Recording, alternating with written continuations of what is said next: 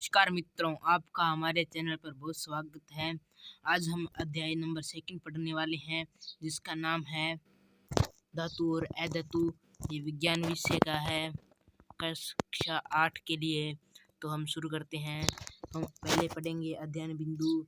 अध्ययन बिंदु का मतलब है कि जो हम आगे पढ़ने वाले हैं उसके बारे में है। तो हम पहला है प्रकृति में धातु और अधातु, और दूसरा है धातु व अधातु के भौतिक गुणधर्म। इसमें क्या होता है, धातु के भौतिक गुणधर्म पढ़ेंगे और अधातु के भौतिक गुणधर्म पढ़ेंगे। आगे है धातुओं के रासायनिक गुणधर्म, अधातुओं के रासायनिक गुणधर्म। दैनिक जीवन में धातु व अधातु के उपयोग, उत्कृष्ट धातुएं व मिश्र धातु। तो हम पहला पॉइंट था, कौन सा था, प्रकृति में धातु और अधातु। तो हम शुरू करते हैं। दैनिक जीवन में हमें अपने विचारों और अनेक वस्तुएं एवं पदार्थ दिखाई देते हैं, जैसे लकड़ी की कुर्सी, और आगे है कोयला, एल्यूमिनियम शीट। क्या है, कोयला, एल्यूमिनियम शीट। आगे है कोयला, एल्यूमिनियम शीट, तांबे का लोटा, मिट्टी आदि। ये सभी पदार्थ विभिन्न तत्वों से बनते हैं। कुछ पदार्थ ठोस, चमकदार एवं कठोर होते हैं, जबकि कुछ पदार्थ कैसे होते हैं, चमकरहित होते हैं, मृदु और भूरे भूरे होते हैं। कैसे होते हैं, भूरे भूरे होते हैं। आओ जानकारी करें, यह जानकारी प्राप्त करते हैं हम उनके बारे में। तो आपको ये सारणी दिखाई दे रही है, तो ये सारणी भर लीजिएगा आप। ये वीडियो लंबा ना हो, जिस कारण मैं आपको नहीं बताऊंगा, आप खुद कर लीजिएगा। तो आगे शुरू करते हैं हम।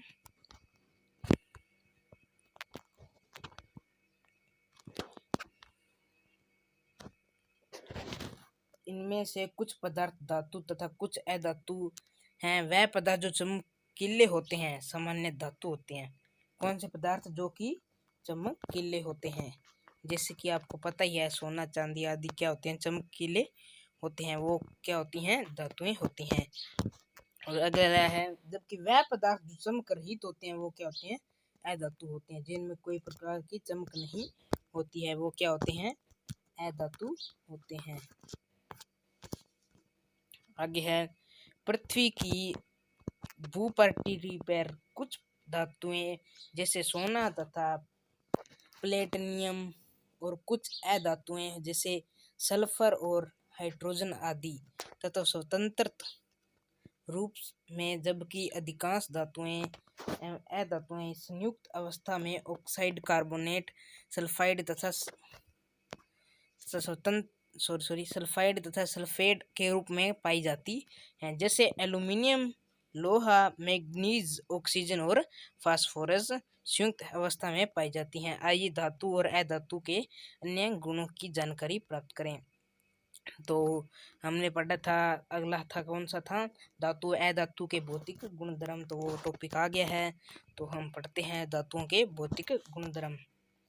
तो धातुओं की भौतिक अवस्था कैसी होती है, अपने आप आसपास वस्तुएं जैसे लोहे की कुर्सी, स्टील के बर्तन, सोना चांदी के जेवर आदि को दबाकर या छूकर देखा होगा, जरूर देखा होगा आपने। तो ये सभी क्या है, ये सभी ठोस पदार्थ धातुएं से बनी हैं। सामान्य ताप पर अधिकांश धातुएं ठोस अवस्था में होती हैं। सामान्य ताप पर अधिकांश धातुएं किस अवस्था में होती हैं बच्चों, तो वो होती हैं ठोस अवस्था में होती हैं। तो लेकिन पारा है वो एकमात्र ऐसी धातु है जो सामान्य ताप पर द्रव अवस्था में होती है। क्या है वो, पारा। पारा आपको नहीं पता तो हम बता दें कि पारा जो अपने डॉक्टर जी रखते हैं ना, वो जो बुखार हो जाए और वो करते हैं, तो उसे पारा कहते हैं। वो क्या होता है, एक धातु होती है। ऑप्शन में आ सकता है, एक ऐसी धातु का नाम बताइए जो कि सामान्य ताप पर द्रव अवस्था में पाई जाती है। ये प्रश्न आया हुआ है बहुत बार, तो आप इसको याद रखना है, क्या होता है, पारा। आगे है रंग।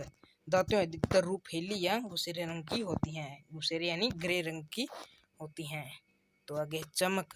तो हमने पढ़ा है धातुएं क्या होती हैं, चमकीली होती हैं, तो इसी कारण धातुएं कहते हैं। तो हम पढ़ते हैं, इसी मलिन धातु को रंग म्याल पत्थर से रगड़िए, आप क्या देखते हैं, आप देखते हैं कि वह पूर्ण चमकदार हो जाती है। इसका कारण सभी धातुओं की सतह द्वारा प्रकाश का अच्छी तरह से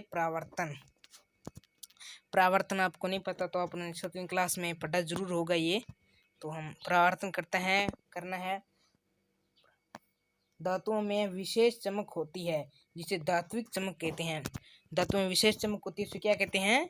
धात्विक चमक कहते हैं। प्रश्न आ सकते हैं, कहते हैं सोना, चांदी, एल्यूमिनियम, तांबा आदि विशेष चमकदार धातुएं हैं। कौन कौन सी हैं? सोना, चांदी, एल्यूमिनियम, तांबा आदि क्या है? विशेष चमकदार धातुएं हैं। तो आगे है कठोरता। आप लोहे का एक टुकड़ा लीजिए और उसे चाकू की सहायता से काटने का प्रयास कीजिए। क्या आप इस धातु के टुकड़े को आसानी से काट सकते हैं? तो इसका उत्तर क्या है? नहीं, आप नहीं काट सकते। किसी भी लोहे यानी आप सोना चांदी को नहीं काट सकते हैं किसी से भी, लेकिन सोडियम और पोटेशियम धातु को मोम की भांति चाकू से काटा जा सकता है। तो ये इसका क्या है? अपवाद है। धातु का कठोरता है जिसका गुण है, धातु का एक गुण है कठोरता। धातु का क्या गुण है? एक कठोरता। तो इसका अपवाद क्या है कि सोडियम व पोटेशियम को चाकू से काटा जा सकता है। तो ये क्या है? एक प्रकार का अपवाद है। आगे है ध्वनिकता। अपने आसपास की कुछ वस्तुएं जैसे स्टील की थाली, विद्यालय की घंटी, धातु का सिक्का, एल्यूमिनियम की शीट आदि लीजिए। अब अन्य ठोस वस्तुएं से टकराइए। आप क्या देखते हैं? आप देखते हैं जब धातुएं किसी अन्य ठोस वस्तु से टकराती हैं और यह धातुओं पर किसी वस्तु से आघात किया जाता है यानी कि उसे मारा जाता है, तो तब विशेष धात्विक ध्वनि उत्पन्न होती है। इसे ध्वनिकता कहते हैं। क्या कहते हैं? ध्वनिकता कहते हैं। ये याद रखना है। ये किसी को टकराए आपस में तो वो ध्वनि उत्पन्न करता है, उसे क्या कहते हैं? ध्वनिकता कहते हैं। इस गुण के कारण इनका उपयोग घंटी, वाद्य यंत्र आदि बनाने में किया जाता है। किसका किया जाता है? तो इसका उत्तर है धातुओं का उपयोग अधिकतर घंटी और वो बनाने में किया जाता है, वाद्य यंत्र। गंतव।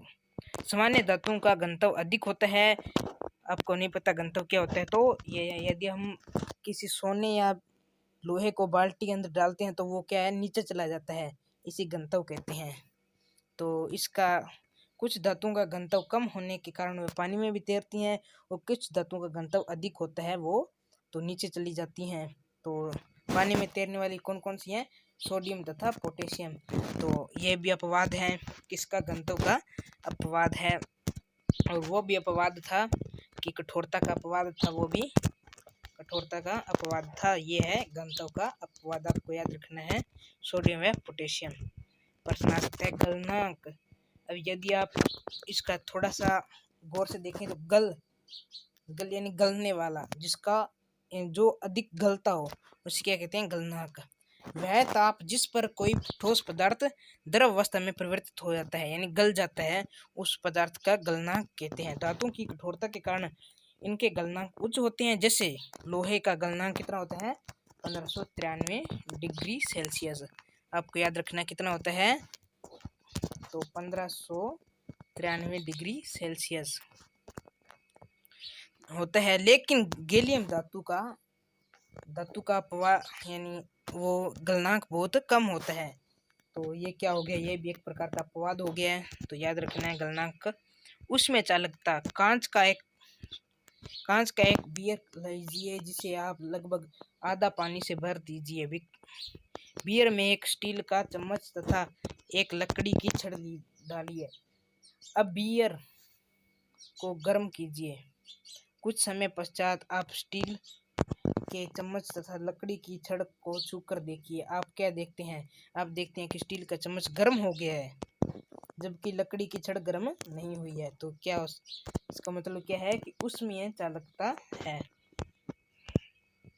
हम कह सकते हैं कि धातु यानी कि स्टील का चम्मच ऊष्मा की सुचालक होती है। इसी कारण घर में खाना बनाने के बर्तन लोहे, तांबे तथा एल्यूमिनियम के बने होते हैं। चांदी ऊष्मा का सर्वोत्तम चालक है तथा शीशा सबसे कम चालक है? ये प्रश्न निकल सकता है। ऊष्मा का सर्वाधिक चालक कौन है? तो चांदी। इसका उत्तर क्या है? चांदी है। वो क्या है? ऊष्मा का सर्वाधिक चालक है। और है लोहा, सॉरी शीशा। शीशा क्या है? सबसे कम चालक है। ये चित्र दिया हुआ है, ये देखिए लकड़ी की छड़ और ये रहा स्टील का चम्मच। तो गर्म हो गया ना स्टील का चम्मच। आगे है अज्ञात वर्तनीयता। तो हमने आपको बताया था अज्ञात यानी क्या होता है? पीटना। तो ये देख लीजिए, अज्ञात पीटना तथा वर्धन बढ़ना अर्थात पीटने पर फैलना या बढ़ना।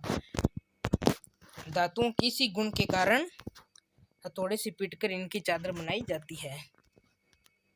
तो प्रश्न आता है अज्ञात वर्तन क्या है? यदि किसी धातु को पीटकर चूर्ण या चादर में बदला जाए तो उसे क्या कहते हैं? अज्ञात वर्तन कहते हैं। तो आगे है विद्युत चालकता। आपको पता है धातुएं होती हैं उसमें विद्युत जल्दी से जल्दी प्रवाहित हो जाता है, तो ये क्या होती है? सुचालक होती हैं। चांदी विद्युत की स्रोतम चालक होती है। आगे है विद्युत चालकता को प्रदर्शित करने के लिए दर्शाए गए परिपथ में विभिन्न पदार्थ लेकर गतिविधि करेंगे। तो देखेंगे कि धातु से विद्युत परिपथ पूर्ण होने पर बल्ब प्रकाशित हो जाता है, अतः हम कह सकते हैं कि धातु विद्युत की सुचालक होती है। तन्यता। तन्यता क्या है? यानी धातु का वह गुण जिसके कारण खींचने पर आसानी से उसे तार में बदला जा सकता है, तो वह क्या होता है? तन्यता कहलाता है। इसमें थोड़ी सी परिभाषा दी हुई है धातु के बारे में। ऐसे पदार्थ जो कठोर होते हैं, चमकीले होते हैं, अज्ञात वर्धन होते हैं, तन्य होते हैं, ध्वनि और ऊष्मा और विद्युत के सुचालक होते हैं, वे क्या कहलाते हैं? धातु कहलाते हैं। याद रखना अपने को ये वाला पॉइंट, यहाँ से लेकर और यहाँ तक। आगे है अधातुओं के भौतिक गुणधर्म। हमने अभी तक क्या पढ़े थे? धातुओं के भौतिक गुणधर्म पढ़े थे। किनके? धातुओं के भौतिक गुणधर्म। अब कौन पढ़ रहे हैं? अधातुओं के भौतिक गुणधर्म पढ़ रहे हैं। तो भौतिक अवस्था जान लेते हैं। सामान्यतः पर अधातुएं ठोस, द्रव व गैस तीनों अवस्थाओं में पाई जाती हैं। तीनों अवस्था में पाई जाती है सामान्यतः पर। तो आप बता दें कि ठोस है, ठोस में क्या कहते हैं? कार्बन, सल्फर व आयोडीन। क्या कहते हैं? कार्बन, सल्फर व आयोडीन। और द्रव अवस्था में आते हैं ब्रोमीन व गैस ये अवस्था में आते हैं ऑक्सीजन, नाइट्रोजन, हाइड्रोजन। जो भी गैसें हैं वो इसी में आती हैं। तो प्रश्न आ सकते हैं सभी प्रकार की गैसें क्या होती हैं? धातु होती हैं या अधातु होती हैं? तो क्या होती हैं? अधातु होती हैं।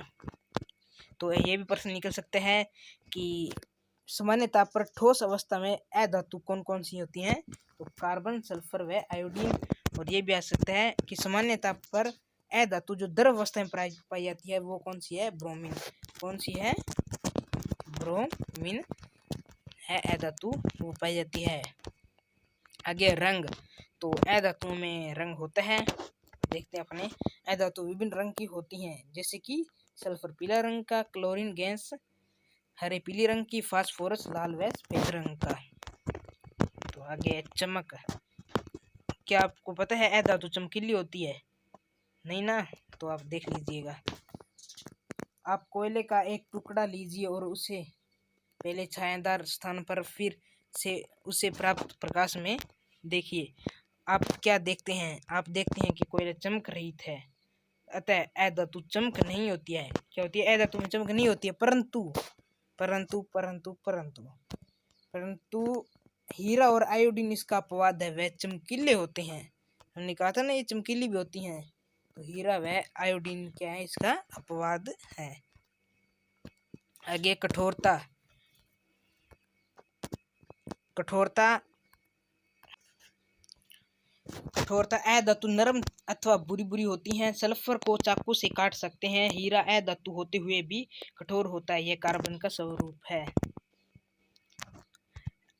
ध्वनिकता। ये धातुओं के समान टकराने या पीटने पर विशेष ध्वनि उत्पन्न नहीं होती है। इसमें क्या है? ध्वनि, किसी भी प्रकार की ध्वनि उत्पन्न नहीं होती है। जैसे गैस से गैस टकराएगी तो उसमें किसी भी प्रकार की ध्वनि उत्पन्न नहीं होगी। घनत्व। अधातुओं का घनत्व कम होता है।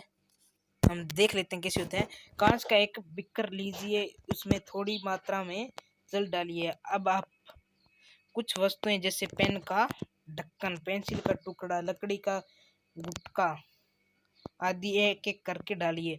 अब क्या देखते हैं, आप देखते हैं कि सभी वस्तुओं का घनत्व जल से कम होने के कारण वह जल की सतह पर तैरती है।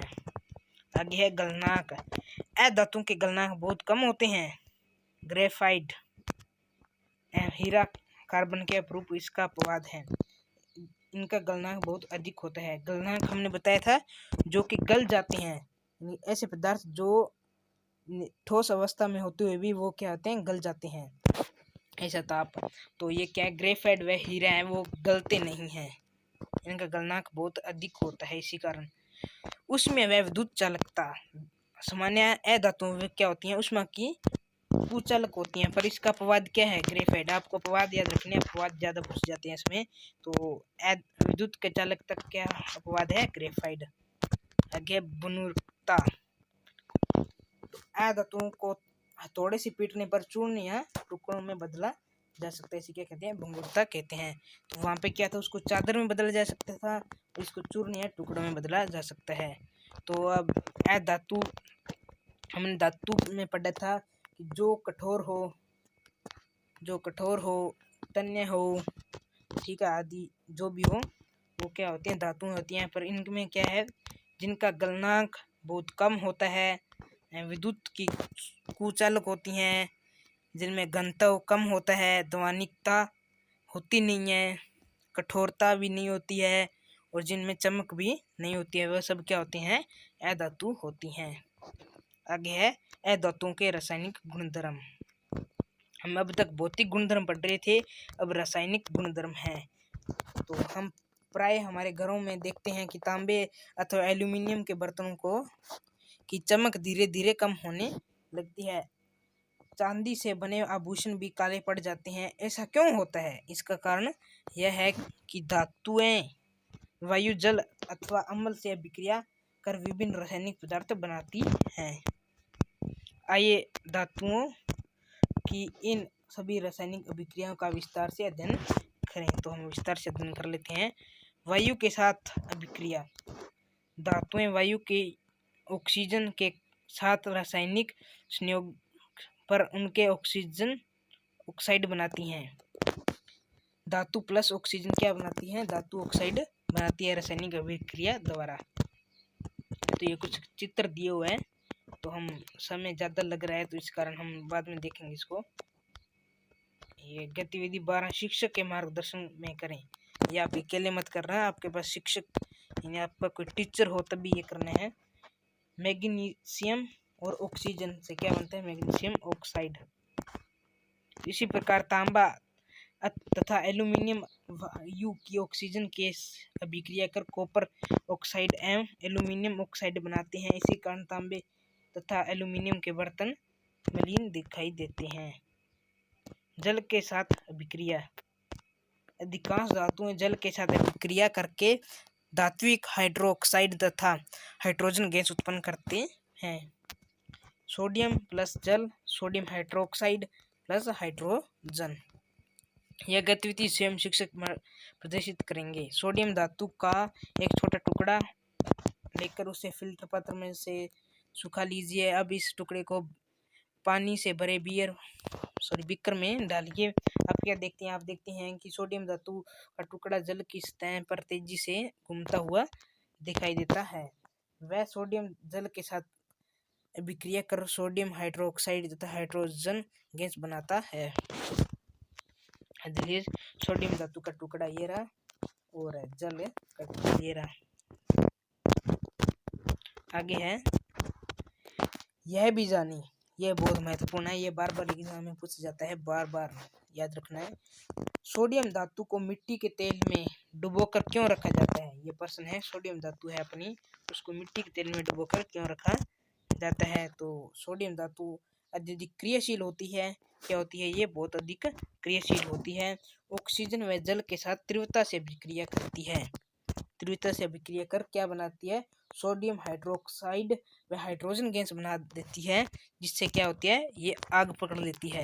क्या पकड़ लेती है, आग पकड़ लेती है। इस कारण क्या होता है, सोडियम का वायु से संपर्क तोड़ने के लिए इसे मिट्टी के तेल में या केरोसिन के तेल में डुबोकर रखा जाता है।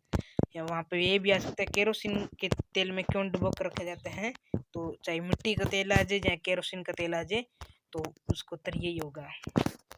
अम्ल के साथ अभिक्रिया, धातुएं अम्ल के साथ अभिक्रिया कर हाइड्रोजन गैस देती हैं। आगे है अधातुओं के रासायनिक गुणधर्म। अधातुओं के पढ़ लेते हैं हम। वायु के साथ अभिक्रिया, अधातुएं वायु के साथ अभिक्रिया कर ऑक्साइड बनाती हैं। यह ऑक्साइड अम्लीय प्रकृति के होते हैं। कैसे होते हैं? अम्लीय प्रकृति के होते हैं।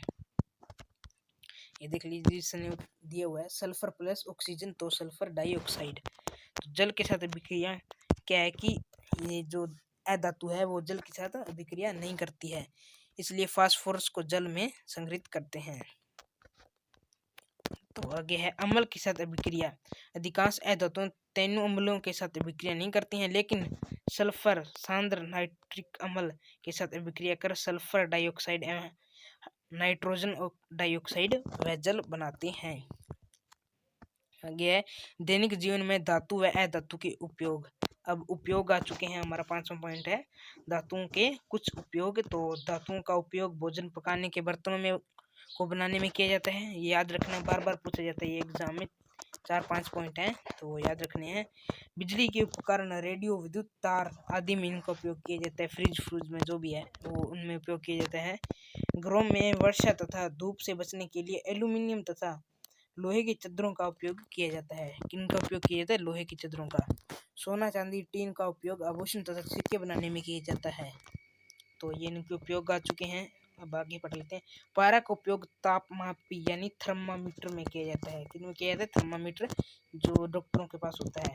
सोडियम धातु से निर्मित सोडियम क्लोराइड यानी सामान्य नमक, sodium carbonate one soda, sodium bicarbonate खाने का सोडा आदि यौगिकों का उपयोग दैनिक जीवन में किया जाता है। अधातुओं के उपयोग पढ़ लेते हैं हम। गंधक का उपयोग अम्ल, औषधियां तथा बारूद बनाने में किया जाता है। लाल फास्फोरस का उपयोग दियासलाई, पटाखों और जंतुनाशकों में किया जाता है। ग्रेफाइट का उपयोग इलेक्ट्रोनिक बनाने में किया जाता है।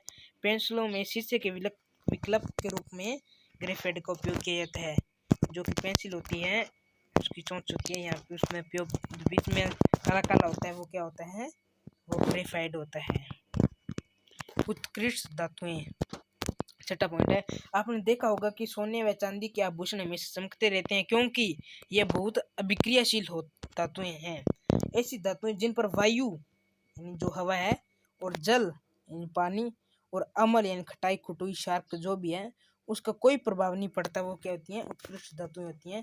किसी भी प्रकार का कोई प्रभाव नहीं पड़ता है। सोने की शुद्धता मापने की इकाई क्या है? क्या है बताइए? तो इसका उत्तर है कैरेट। क्या है? कैरेट। ये शुद्ध सोना कितने कैरेट का होता है? आप बताइएगा कितने कैरेट का होता है? 24 कैरेट का शुद्ध सोना होता है। परंतु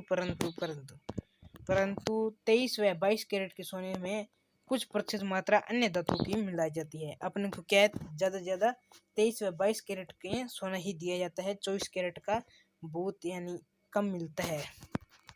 तो आगे है मिश्र धातु। हमारी माताएं एवं बहनों द्वारा उपयोग में लिए जाने वाले आभूषण, घरों में उपयोग में आने वाले बर्तनों पर सामान्य जंग नहीं लगता। ऐसा क्यों होता है? आपने जरूर सोचा होगा ऐसा क्यों नहीं होता कि जंग लग जाए। तो इसका उत्तर क्या है? क्योंकि इन आभूषणों और बर्तनों के बनाते समय मुख्य धातु के साथ अन्य धातु मिश्रित की जाती है। यानी धातु या अधातु कुछ भी मिला दिया जाए तो वो मिश्र धातु, यानी जब एक या एक से अधिक धातुओं का मिश्रण बन जाता है उसे क्या कहते हैं? मिश्र धातु कहते हैं। जैसे कि स्टेनलेस स्टील में लोहे के साथ क्रोमियम व निकेल तथा पित्तल में जस्ता व तांबा निश्चित मात्रा में मिलाते हैं ताकि वह जंग रोधी बन सकें। अब 2020 की परीक्षा में पूछा गया था 8th क्लास में, तो ये पूछा गया था कि पित्तल में जस्ता व तांबा क्यों मिला के रखते हैं? ये निश्चित मात्रा मिलाते हैं ताकि जंग रोधी बन सके। तो प्रश्न आया था भी क्यों मिला के रखते हैं, इसका क्या फायदा है? तो क्या है? ये फायदा है कि इससे जंग नहीं लगती है। जब 2 या 2 से अधिक धातुओं के निश्चित मात्रा मिलाकर उसमें वांछित गुणधर्म प्राप्त किए जा सकें, ऐसे समांगी मिश्रण को मिश्र धातु कहते हैं। जैसे कि कांसा, पित्तल और स्टेनलेस स्टील आदि। आपने क्या सीखा है वो आगे टॉपिक तो सॉरी ये आपको दिखाई नहीं देगा, थोड़ा सा ऐसे कर लेते हैं।